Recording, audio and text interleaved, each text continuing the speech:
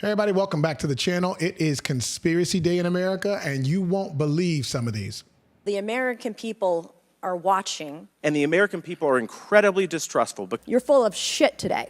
We are living in one of the oddest, most tumultuous times in human history. Okay, probably not. Actually, if you've ever read a history book or looked past your front porch, you know that's not true. But hey, I'm living through it, so it's the worst. Now, I try to avoid doing too much political hubbub on this channel because it's all an act and I'd rather focus on more important topics. But things have just gotten too wild not to talk about. With all that's going on, conspiracy theories are at an all-time high. And honestly, at least one of them is bound to be true. So I've devoted an entire video to talking about some of the more entertaining ones out there. Disclaimer, I may or may not believe some of them or none of them. Who knows? Here we go. Trump assassination conspiracies. The first is this whole deep state coup, although he isn't president, so it's not really a coup at all, is it? But this one does have some traction. Marjorie Taylor Greene accused the director of the Secret Service of this plot to assassinate Trump. Everyone knew.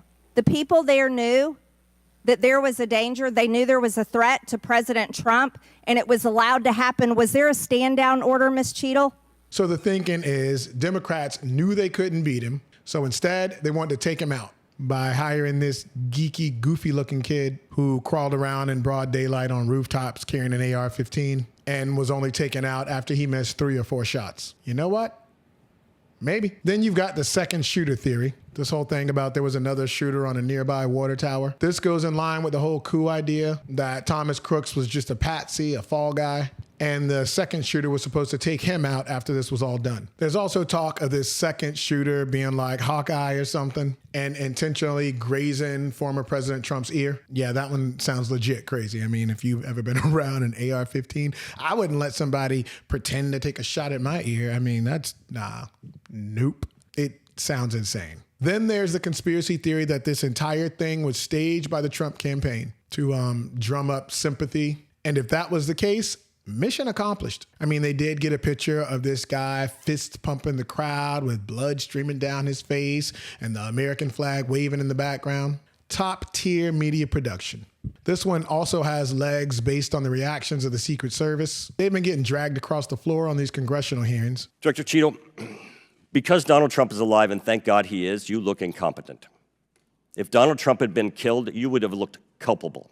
And the fact that everyone seemingly saw the would-be assassin like an hour before he even took shots, and they still let him do it. Who knows? We will probably never know. Oh, and the craziest one out there is this sum of all fears conspiracy theory. This one I can't even explain. I'll just let you listen to it yourself. So what exactly was the supposed coded message that I'm referring to that Trump may have sent out at the end of his speech yesterday? This correlation is going to blow you away. I gave you a huge hint in my opening video. That song was sang at the end of the RNC convention yesterday.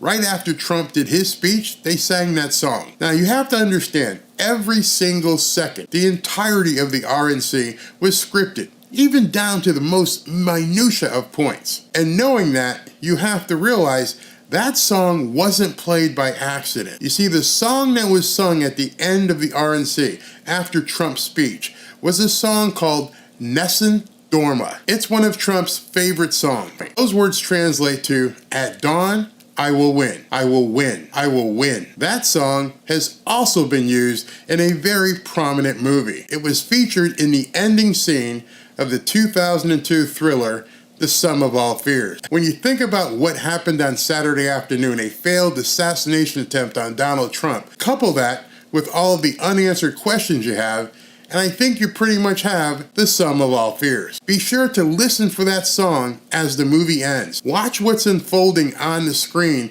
as that song plays. Something that happens to probably start a war with Russia, or in this case, maybe Iran. If you open your eyes, you absolutely will see the parallels. Did Trump find out after the assassination attempt who was really behind it? On to President Biden dropping out of the race. A lot of these theories have to do with Biden being incapacitated in some way, although tonight at 8 p.m. he should be addressing the country, so I guess we will see. One of them is that Biden is terminally ill and basically days away from the casket. The other is that there is a coup from within within the Democratic powers. And they have essentially silenced Biden and forged this resignation letter and have him locked up somewhere in the White House. They point to the difference in signatures, as well as how adamant Biden was about not stepping down, all the way up to only a few hours before this letter was released. Anyway, this was just a quick video to catch you up on a few of the conspiracy theories that are floating around out there. Biden will be on at 8 p.m. Eastern tonight, so hopefully I got this out before then, and we are all just a little bit more confused about what the hell is going on. I'm back. I know I said I wanted to get this episode out before 8 o'clock, but